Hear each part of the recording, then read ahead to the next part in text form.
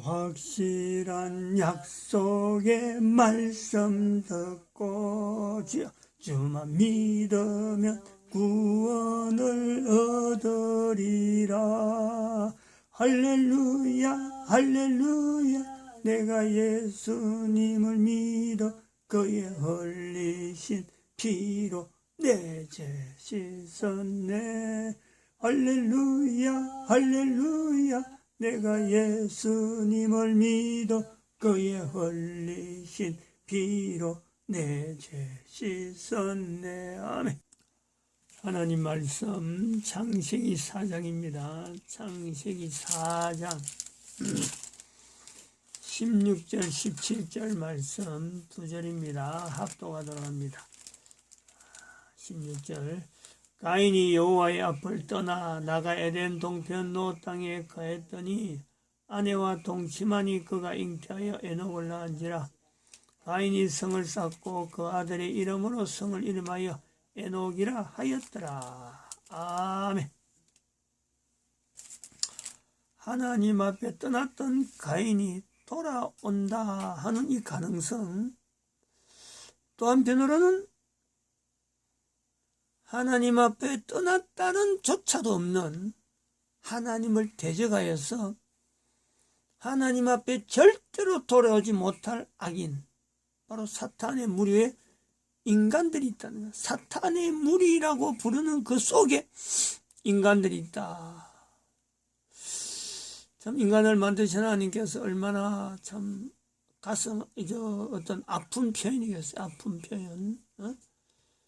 뭐 한 사람 한 사람 돌아와도 얼마든지 받아주지만은 하나님 앞에 대적해서 떠나는 악한 인간들의 이 발걸음, 우리가 민주노총이라는 것을 하나의 대별로 대표적으로 이야기합니다마는, 그럼 이거는 민주노총을 통해서 교회가 민주노총 문화를 분쇄해야 되는 명령이다 라고 우리가 이야기했고, 교회의 신앙대, 사상, 특별히 예수의, 이 예수의 이름을, 이 예수 하나님을, 이 예수 그리스도의 거룩한 이름을 빼게 되죠. 그리고 이것을 사탄으로 대체할 수 있는 이런 우리 신앙에 이 어떤 부흥이 일어나야 되는 요소에서 우리가 민주노총이라는 것을 우리가 봅니다. 오늘은 지난번부터 우리가 보던 그 세 번째 우리가 보게 될 것 같아요. 수요일의 세 번째입니다. 한번 봐보시죠. 그러면 왜 들어갑니까 거기를? 국민이 할 수 없는 일을 해달라고, 국가 전체의 미래를 위해서, 국민 전체 행복을 위해서 해달라고 국회의원을 뽑는 것이거든요. 그런 부분에 대해서 참 안타깝다는 생각이고요. 그리고 지금 민노총 팩트를 몇 가지 말씀드리면 얼마나 우리가 지금 위험한 상황에 있느냐. 민노총 얼마 전에 이 송영길 민주당 의원이요 황당한 주장을 했습니다. 이 지금 집 없는 사람들이 집 구하기 어렵고 전세도 구하기 어렵고 이런 문제 등등 있는데 뭐라고 그랬냐면요. 송영길 의원이 앞으로 집값 이익 공유제라고 들어보셨어요? 만약에 이제 어떤 집주인이 집값이 올라요. 오르면 그 올랐는 그 이익 부분을 세입자랑 나눠 가지는 걸 하자라는 의견을 냈어요. 이 공산주의가 아니라 경제의 기본 상식도 없는 초등학생도 안 할 소리를 한 건데, 그 밑에 댓글에 보면 참 기가 막힌 댓글이 뭐냐면, 그러면 집값 떨어지면 세입자랑 나눠서 세입자가 떨어진 집값분 집주인한테 그러면 주느냐, 이렇게 댓글이 달려요. 그러니까 집값 떨어지면 세입자가 그 집값을 메워주느냐는 거죠. 예? 그래야 되는 거 아닙니까? 집값은 오를 수도 있고 내려갈 수도 있는데, 올랐을 때 이익을 줘버리고 나면, 그러니까 뭐 길게 얘기할 필요도 없이 황당한 얘기인데요. 지금 민노총이 또 어떤 얘기를 하고 있냐면, 대한민국 전체 주택의 50%를 국가가 소유해야 된다고 말하고 있어요. 그러니까. 예? 이게 빨갱이 공산주의 사고가 아니면 안 되는 건데요. 지금 보시면 민노총이 올해 2021년도 투쟁 계획이란 걸 선포했거든요. 그 투쟁 계획에 기가 막힌 게 뭐냐면, 아까 말씀드린 대로 대한민국 안에 전체 주택 50%를 국가가 소유해야 된다. 이게 근데 민노총하고 무슨 상관입니까? 이런 게 있고, 그 다음에 국방 예산을 삭감해야 된답니다. 이게 민노총하고 무슨 상관이 있습니까? 그러니까 잠깐만 없애버린다. 우리만 모르고 있죠. 민노총은 자신들이 노조 문제에만 관련된 단체라고 생각을 이미 안 합니다. 자기들이 대한민국 국가의 주인이라고 정권 권력자라고 생각하고 있어요. 그렇지 않고는 어떻게 민노총 2021년 계획에 주택 50% 국가 소유랑 국방 예상 삭감 이런 게 왜 들어갑니까? 그러니까 지금 도를 넘어섰습니다. 지금 우리나라 시점에. 그러니까 학생운동이 원래 노동운동이 들어갔던 목적은 혁명을 위해서입니다. 그렇구나. 그러니까요. 그러니까 지금 민노총도 한 이유도 가장 그래서 경제투쟁이 중요한 게 아니고 결국 정치투쟁을 통해 혁명하는 게 최고의 목표거든요. 그러니까 문재인 대통령이 입만 열면 자기는 촛불혁명으로 대통령 됐다고 떠들어대잖아요. 네네. 그 촛불시의 핵심 주력 단체가 민노총이죠. 밑에 그 무대 만들고 실질적으로 사람들이 움직여야 되잖아요. 그 말을 연결하면 예. 나는 촛불이 나를 대통령 만들었다. 근데 촛불이 누구냐 그럴 때 민노총이죠. 촛불 핵심은 민노총이. 그럼 합하면 나는 민노총이 나를 대통령 만들었다. 그런 얘기죠. 결과적으로. 그 이야기죠. 사실 뭐 그렇게 충분히 얘기할 수 있습니다. 이 자식들이 이 정신 나가. 그래서 지금 북한의 목사님 혁명론에 보면 이게 있습니다. 민주연합정부론이 있습니다. 그러니까 혁명 바로 직전에 탄생하는 정부를 민주연립정부라고 그러거든요. 민주연립정부는 지금 현재 지금 대한민국 상태를 말하는데 제가 추론컨대는 지금 민주노총과 지금 현재 권력의 주인은 민주노총과 첫 번째고요. 두 번째 좌파 시민단체들이 있고요. 그러니까 참여연대 같은. 세 번째가 전대협 출신 등의 정치인들입니다. 그러니까 종북 주사파 정치인들. 이 3자가 연합해서 정권을 잡은 겁니다. 그리고 제가 알기에는 청와대 인사비서관도 청와대 인사수석도 그렇고 인사비서관도 참여연대 출신이에요. 그러니까 지금 대통령 인사를 행사한다기보다는 참여연대 출신 행사하고 있고 그다음에 거의 대부분의 모든 거는 지금 민노총이 눈치 보고 있으니까 핵심 힘은 민노총에서 나오고 인사 문제는 좌파 시민단체가 하고 있고 그다음에 나머지 이제 그 바람 잡는 건 그 전대협 출신 정치인들 하고 있고 결국 이들이 지금 그 북한의 전략 전술을 보면 혁명 직전 상황에 연립정부 구성이다 이렇게 볼 수 있는 겁니다. 그래 해방 후에 이제 바로 그 좌익우익 충돌할 때에 그때는 쟤들이 한 방에 딱 먹으려고 그동안에 집에서 이제 종로로 됐던 사람한테 완장을 딱 채워주고 예, 그렇죠. 지주의 머리를 깔아. 이게 다 스탈린, 레닌 아닙니까? 그거 다 그렇죠. 한 거 아닙니까? 예. 지주들의 목을 쳐라. 예? 왜 니들이 여기서 종살이 했어야 되느냐? 그때는 그렇게 과격하게 했고 지금은 똑같은 짓과 방법으로 하되 용어를 아주 세련되게 예, 세련되게 만들어가지고 하는 짓은 그때보다 더 잔인해요. 내가 볼 더 때. 잔인하죠. 그죠? 예. 이야. 지금 민노총 같은 정말. 경우는 뭐 지속적으로 설명합니다만 네. 저들은 지금 사실상 그 남의 것 착취해서 자기들 호의호식하면서 말로는 비정규직 노동자를 저그들을 위한답니다. 그러면 우리 소장님 네네. 민노총을 저대로 두고 앞으로 대한민국 희망이 있습니까? 희망이요. 없어요. 아니 근데 저는 왜 저 민노총이 저렇게 종북성과 약탈성을 강하게 띠고 그다음에 온통 아무 말 대잔치 사실 뭐 주택 50% 국유화 이거는 민노총 조합원들의 이해와 요구에도 반합니다. 민노총 잘 살아요. 잘 살아. 요즘은 기적이야. 그렇죠. 아니, 그러니까 사실은 근데 이제 뭐 스톡에 아무 말 대잔치를 하는데 근데 거기에 대해 가지고 저는 내부에서 아마 지금 이 방송 듣는 사람들 중에서도 민노총 조합원들이 있습니다. 근데 자기들은 민노총 노선에 전혀 동조하지 않아요. 그럴 겁니다. 그 다음에 정교조 조합원 있을 거예요. 근데 전혀 동의하지 않습니다. 근데 말을 안 하거든요. 저는 지금 침묵하는 다수 있지 않습니까? 난 그 사람들 책임도 크다고 생각합니다.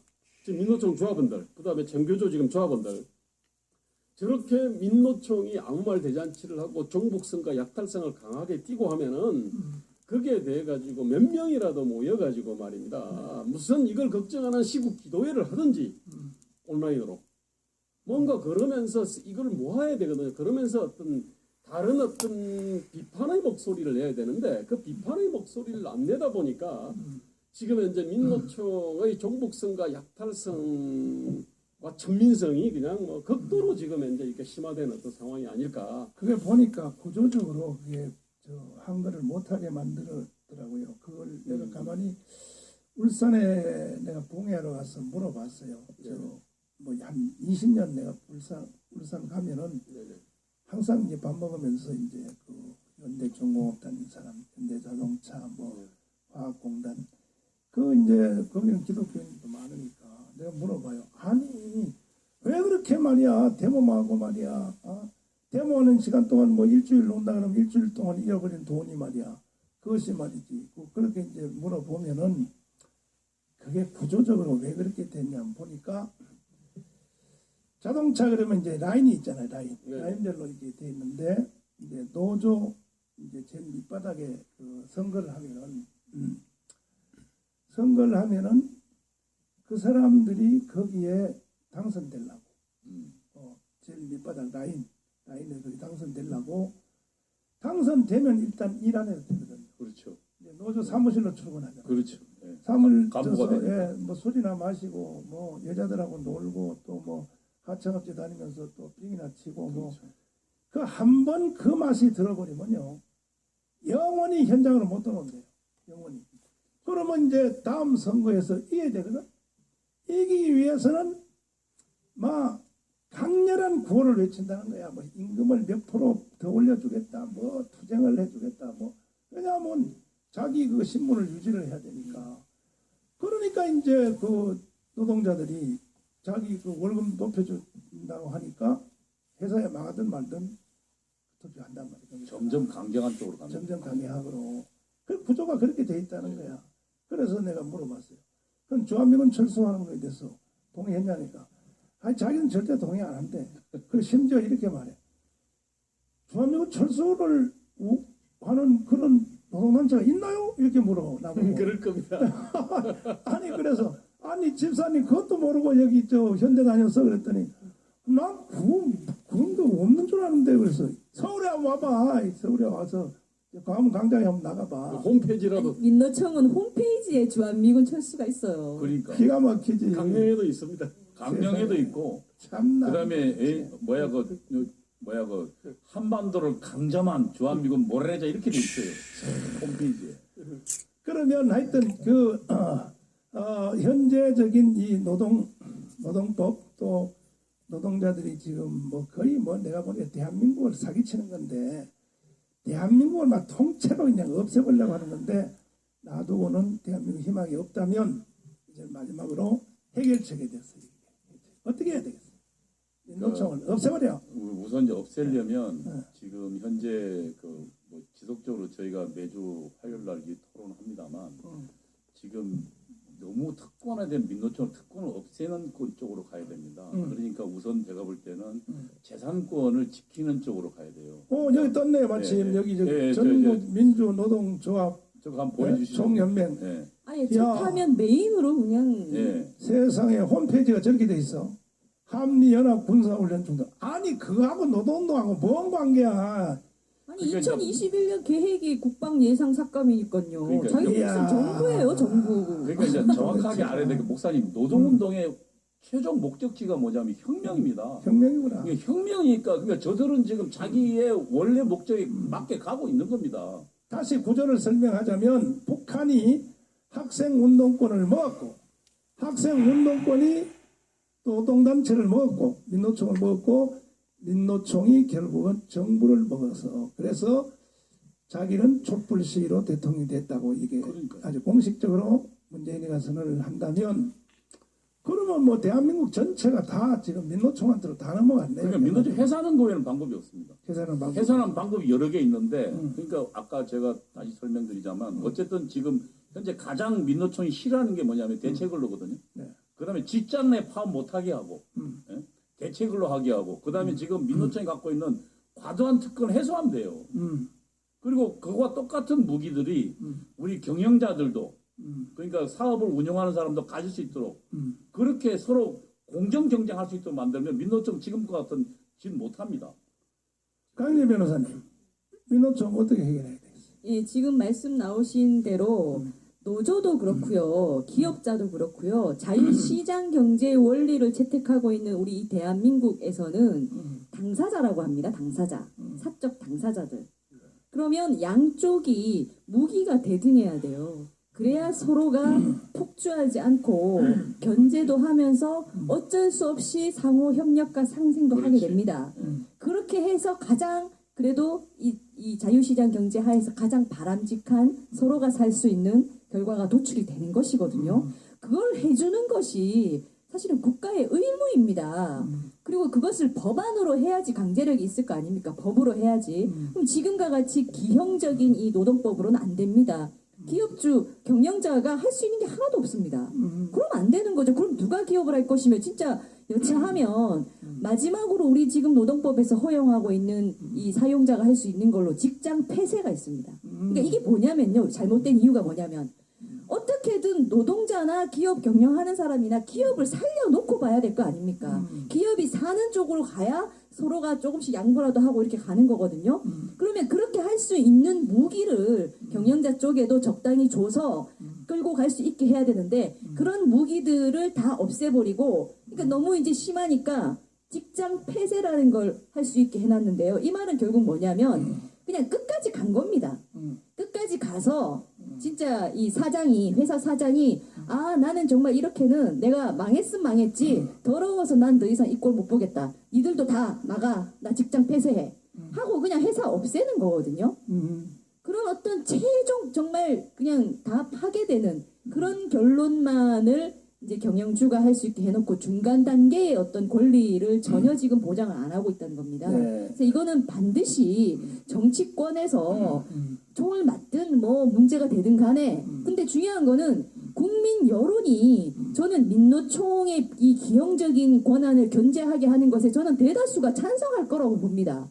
왜 민노총이 목소리는 크지만 숫자는 일반 국민들이 훨씬 많아요. 결국 이 적은 수의 민노총의 귀족적 권리를 계속 보장해주기 위해서 대다수의 국민들이 망하고 직장이 없고 청년들이 일할 곳이 없고 이렇게 되면 되겠느냐라고 하면 분명히 국민 여론은 돌릴 수가 있습니다. 이쪽에 유리하게.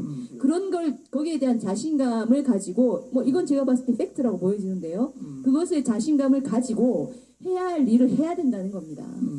제가 이제 일단은 그 민노총을 성토하다 보면요 노조 자체를 적대시 해버릴 수 있거든요.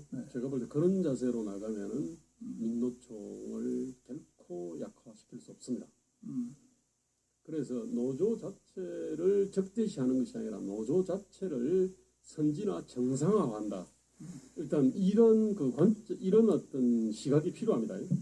자, 그 다음에 민노총의 종북성과 약탈성을 해결해야 되는데 종북성을 해결을 하는 거는 이 사람들이 뭘 하는지를 갖다가 공개를 하고요. 그리고 다수가 사람들이 관심을 보이고 그게 조그만 그 종북성에 대해서 어떤 항의하는 그런 것만 있으면요. 이 종북성 자체는 많이 약화될 겁니다. 그런데 그렇죠. 문제는 민노총 조합원들도 깨닫게 되겠죠. 예, 잘 몰라. 그리고 그 기업에 대해서는 감사위원회에서 3% 룰을 만들지 않습니까? 그렇게 하듯이 그 노조 회계 있지 않습니까? 거기에 대해 가지고도 좀 이렇게 감사를 좀 이렇게 할 수 있게 노조에 어마어마한 돈이 들어갔는데 지금 하나도 감사하고 있지 않거든요. 예, 그러니까 그 돈이 사실은 광화문 광장에 촛불 시위할 때 흘러나온 건데 이 부분에 대해서 감사를 할 수 있는 시스템이 없는 겁니다, 사실은. 이를테면 이제 그건 작은 어떤 개선이에요. 그건 다수의 동의도 받을 겁니다. 이제 문제는 약탈성인데 그 부분이 이제 무기의 어떤 대등성이지 않습니까? 그게 이제 대체근로 허용 문제, 사업장 점거 금지 이제 이게 이 글로벌 스탠다드를 갖다 이렇게 적용을 하면 이제 되는 거거든요. 또 하나는 이 먼저 선진적이고 정상적인 노조 있잖아요. 예, 그런 노조 그게 막 결국은 직무에 따른 어떤 근로 조건의 표준 있지 않습니까? 이거를 이제 정하는 게 이게 원래 노조의 본령인데 선진국 노조도 다 그렇게 돼 있습니다. 근데 한국에는 이런 노조가 별로 없거든요.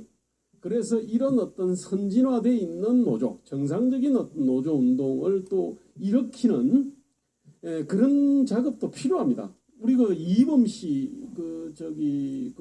국민 노조 있지 않습니까? 그게 이제 그런 시도 중에 하나인데 현재로서는 보니까 좀 사상 이념이라든지 뭐 이런 것들이 좀 조금 흐릿한 측면들이 있는데요. 어쨌든 뭔가 이 선진적인 노조를 만들어 보려고 하는 그런 시도들도 병행이 되어야 된다고 생각해요. 자, 지금 이렇게 보면은 일단 대충 이렇게 정돈해 보면은 이 민노총을 현재대로 두면 반드시 이미 나라가 망했고, 그렇죠. 앞으로도 망할 수밖에 없다. 근데 민노총에 대해서요, 사실 말을 시민단체도 그렇고 정당도 그렇고 아무도 말을 못해. 100만이나 되는데 목사님. 겁먹어가지고. 예, 돈도 있고. 겁먹하지 말고 못해. 지금 여기 명호부대 댓글 중에서 명호부대가 아까 댓글 올린 거 보니까 이 미얀마만도 못한 대한민국 국민이라 그랬습니다. 얘기를 받아가지고 아이고. 난 저 댓글이 아주 쏙 들어오네. 근데 민노총에 대해서 겁을 먹는 한 가지 이유는 진짜 현실적으로 민노총의 이 핵심 사람들의 폭력성입니다. 실제로 우리 국민들도 언론 기사 보면서 속으로 분노는 하지만 동시에 두려움도 생기는 거거든요. 민노총의 핵심 간부가 어떤 기업주라든지 누구누구를 완전 집단으로 두들겨 패서 뭐 이가 나가고 이렇게 된 기사들이 몇 번 있었는데요. 그리고 경찰을 뺨을 때리고 이런 것들이 나가면 나갈수록 국민들이 분노와 동시에 사실은 두려움도 느끼게 됩니다. 왜냐? 그렇게 했더니 심지어 불법 시위를 그냥 막고 서 있는 경찰한테 비키라고 막 기대기를 그 앞에서 막 때렸는데도 그 소리 안 돼요.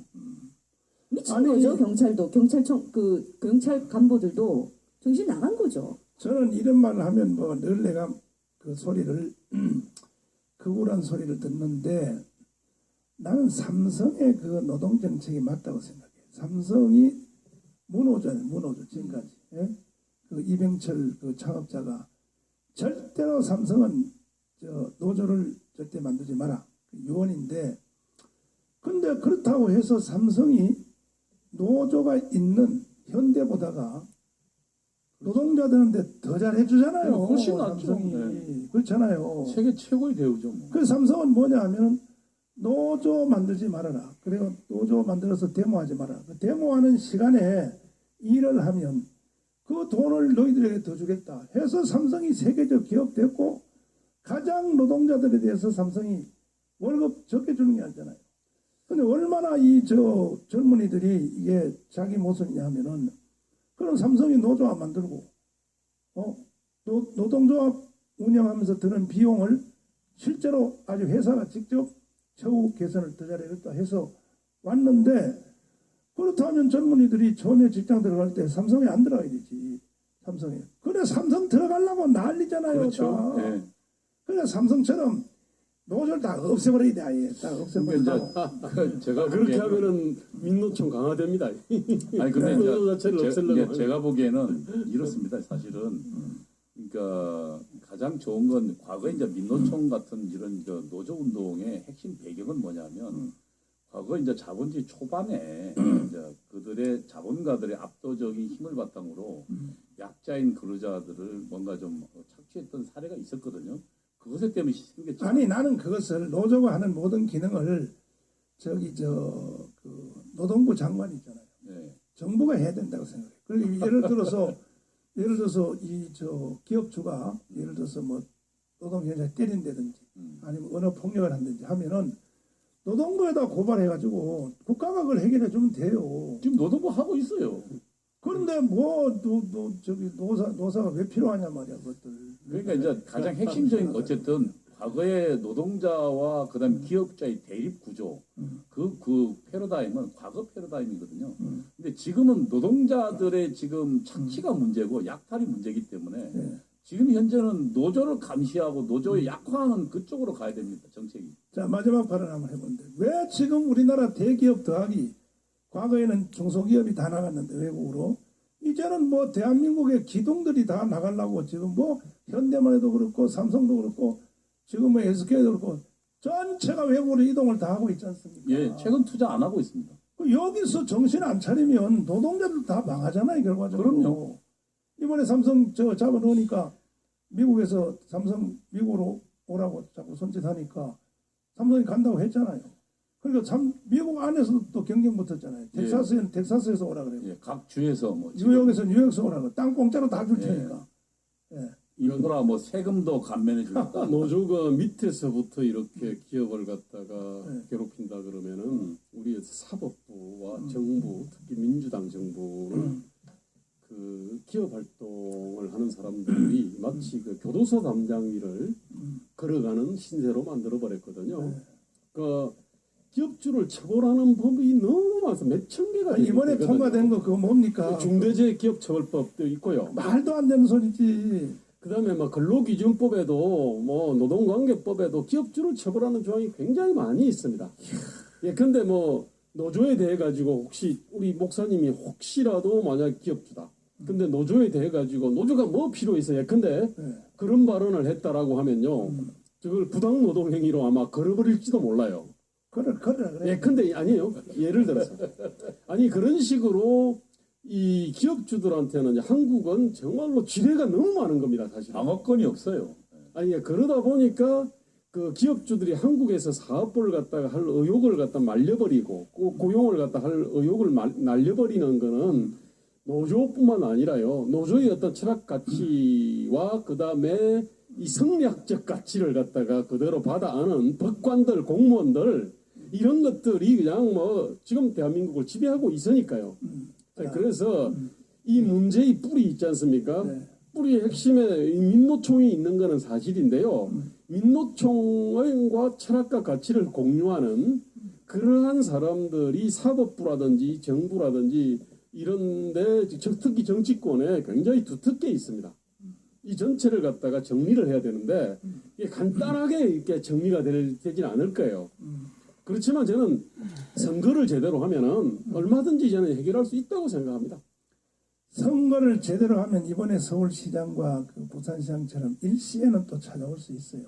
일시에 찾아올 수 있으나 이게 결국 오래가지 못하고 네, 맞습니다. 또 몇 년 단에 또 뒤집어지고 하는데 지금 심지어 제가 지금 속해 있는 교회를 먹으려고 민노총이 교회를 먹으려고 이제 시도가 시작이 됐는데 그러니까 북한이 학생권을 먹었고 계속 이제 구조를 내가 다시 되풀이 설명합니다. 북한이 이동호를 먹었고 마치겠습니다. 기도드립니다.